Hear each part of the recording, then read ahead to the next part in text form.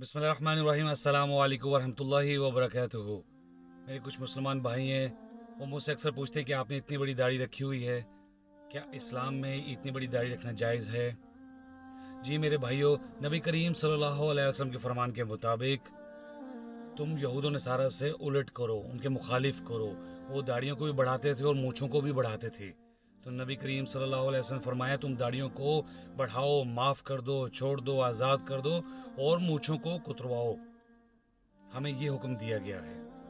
और हमारे कुछ मुसलमान भाई वो कहते हैं कि आप एक हाथ जितना इतने के, बाकी आप काट दे यहाँ से।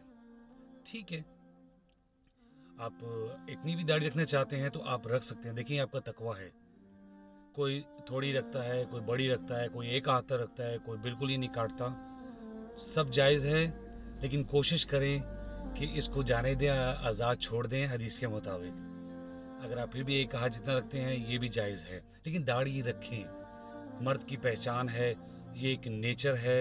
मर्द को यहाँ पे दाढ़ी आती है, औरतों को दाढ़ी यहाँ नहीं आती। और आप रोज़ काटेंगे, ये रोज़ आएगी। तो ये सुन्नत है, सुन्नत मौक़दा है। तो आप कोशिश करें कि दाढ़ी रखें। अभी स्टार्ट में अगर छोटी रखते हैं तो रखें, स्टार्ट तो करें। इंशाल्लाह अल्लाह ताला आपका तकवा बढ़ाए, आपका ईमान बढ़ाए, तो आहिस्ता से ये बढ़ जाएगी।